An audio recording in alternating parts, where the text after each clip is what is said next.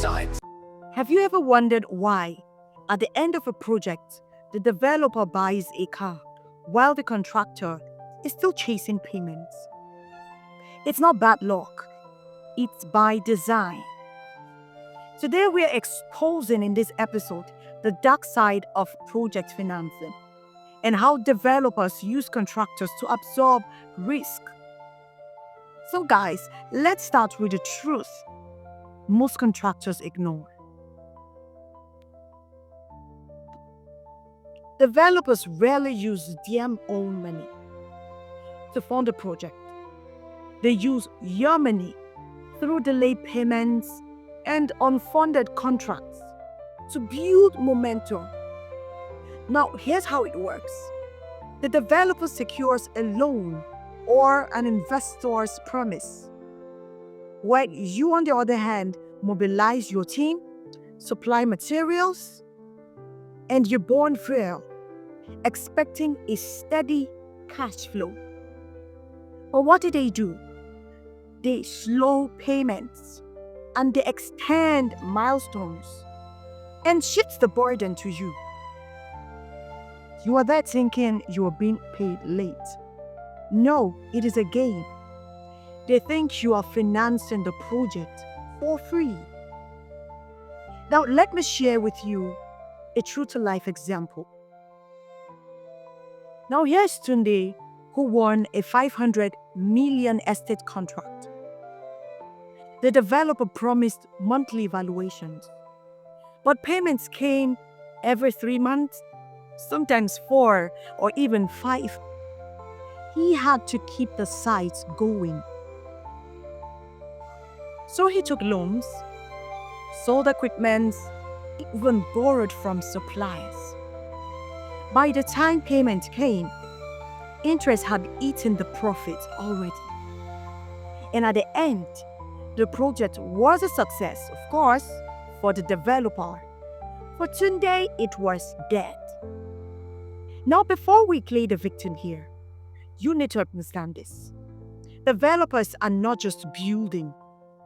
They are playing financial chess. That is what these guys are doing. Delaying your payment means they can use your unpaid invoice to stretch your cash flow. Yes, some even use it as proof of work in progress, just to secure another loan. And you are there thinking the project is slow because of approval issues. But sometimes it's a deliberate delay to protect their balance sheet. In construction, you must know that delay is a strategy, not an accident. So guys, how do you stop being their free bank? What can you do to avoid being their free bank? You can't control the developer, yes, but you can control the terms. First, you will need to negotiate mobilization intelligently. You will need to ask for realistic mobilization. Let's say 25% or more for capital-heavy projects. Not 10% for a miracle.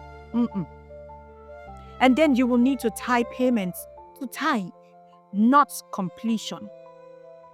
If payments depends on milestones, you are already losing. You are already losing the game, or you have already lost the game. You will need to tie them to time intervals, weekly or bi-weekly valuations. Also, you will need to include interest clauses. What do I mean by that? You will need to add interest penalties for delayed payments. Yes, that is possible. Even if small, it changes the developer's psychology. And then you will need to keep a cash reserve. Always have 2 to 3 months of operating cash. It will help Don't let anyone slow certificates collapse your business. Construction isn't just about cement. It's not about the sand. It's not about the stones. It's about cash flow. Every project has two builders. You must know that. One builds the structure while the other builds wealth. Don't be the one holding the shovel while someone else holds the check. You need to stop being the project's banker and start being its partner.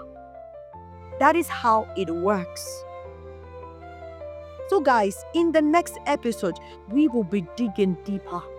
Why banks don't trust contractors and what you can do to finally become bankable.